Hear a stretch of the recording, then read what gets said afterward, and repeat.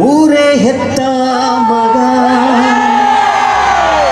ನಿಂದು ಎಂತ ತ್ಯಾಗ ನಿನ್ನ ಪಡ್ಕೊಂಡಿದ್ದೆ ಪುಣ್ಯ ಕಣಯ್ಯ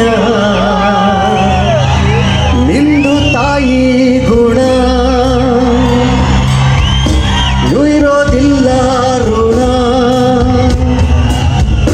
ನಿನ್ನ ಪಡ್ಕೊಂಡಿದ್ದೆ ಪುಣ್ಯ ಕಣಯ್ಯ ಪುಣ್ಯಾತ್ಮ ಪುಣ್ಯಾತ್ಮ ಪುಣ್ಯಾತ್ಮ ಪುಣ್ಯಾತ್ಮ.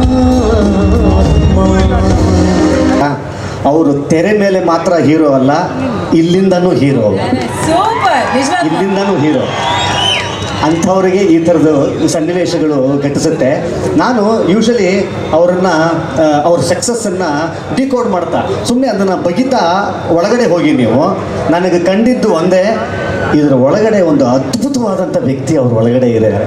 ಆ ಥರದ್ದು ಒಂದು ಶಕ್ತಿ ನನಗೆ ದರ್ಶನ್ ಸರ್ ಅವರು ಸಿನಿಮಾ ಬರೋದಕ್ಕಿಂತ ಹಿಂದಿಂದ ಅಂತ ಹೇಳ್ತಾ ಇದ್ದೆ.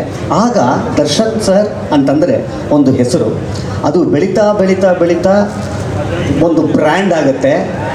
ಇವತ್ತು ಅದೆರಡಕ್ಕೂ ಮೀರಿ ದರ್ಶನ್ ಸರ್ ಒಂದು ಶಕ್ತಿ, ಇವತ್ತು ನಿಜ ಸತ್ಯ, ಅದೊಂದು ಶಕ್ತಿಯಾಗಿ ಇವತ್ತು ಬೆಳೆದು ಇಲ್ಲಿ ತನಕ ನಿಂತಿದೆ ಅಂತ ಅನ್ನೋದಾದರೆ, ಇವತ್ತು ನಾವು ಇದು ಅವರೊಬ್ಬರ ಇದು ಸೆಲೆಬ್ರೇಷನ್ ಅಲ್ಲ. ಇವತ್ತು ಇಡೀ ಕನ್ನಡಿಗರು, ಇಡೀ ಚಿತ್ರೋದ್ಯಮ ಆಗಿರ್ಬೋದು, ಸಿನಿಮಾ ಪ್ರೇಮಿಗಳು ಯಾರ್ಯಾರಿದ್ದಾರೆ ಅವ್ರಿಗಾಗಿರ್ಬೋದು, ದರ್ಶನ್ ಸರ್ ಅವರ ಫ್ಯಾನ್ಸ್ ಯಾರಿದ್ದಾರೆ ಅವ್ರಿಗಾಗಿರ್ಬೋದು, ಅವರ ಆಚರಣೆ, ಅವರ ಸೆಲೆಬ್ರೇಷನ್ ಇದು ಸತ್ಯ.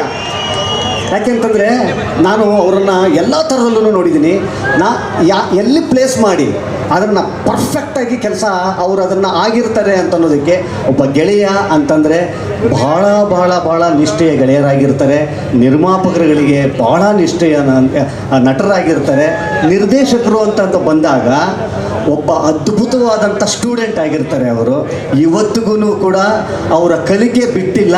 ಎಲ್ಲಿ ತನಕ ಒಬ್ಬ ಮನುಷ್ಯ ಕಲಿತಾ ಇರ್ತಾನೆ ಅಲ್ಲಿ ತನಕ ಅವರು ಏಳಿಗೆ ಆಗ್ತಾ ಇರುತ್ತೆ ಅನ್ನೋದಕ್ಕೆ ದರ್ಶನ್ ಸರ್ ಅವರೇ ಭಾಳ ಜೀವಂತ ಉದಾಹರಣೆ. ಅದು ನನಗೆ ಯಾವುದೋ ಒಂದು ಹಿಂದಿನ ಒಂದು ಸಿನಿಮಾ ಶೂಟಿಂಗ್ ಹೋದಾಗ ಸುಮಾರು ಅವರಿಗೆ ಎಲ್ಲರಿಗೂ ಊಟ ಮಾಡಿಸೋವಂಥದ್ದು ಭಯಾನಕ ಇಷ್ಟ. ಅವರಿಗೆ ಒಂದಿಷ್ಟು ನಮಗೆ ತಿನ್ನಿಸ್ಬಿಡ್ತಾರೆ.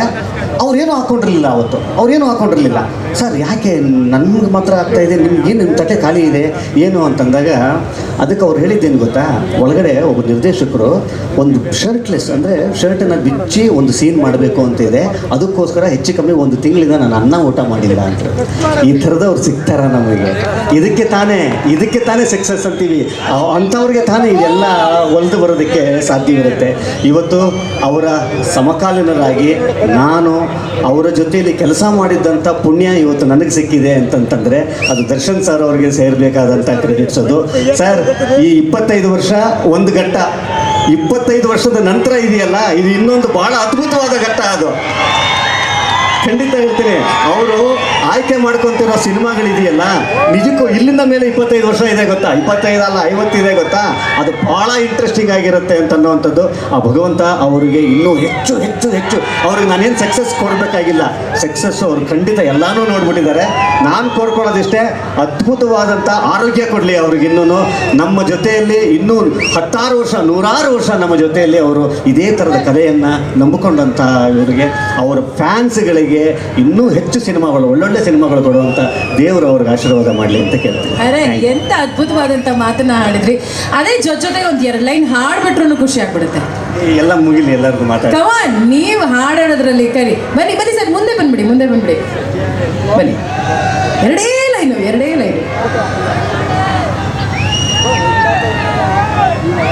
ಅವ್ರಿಗೆ ಚೆನ್ನಾಗಿದೆ ಲೈನ್ಸು.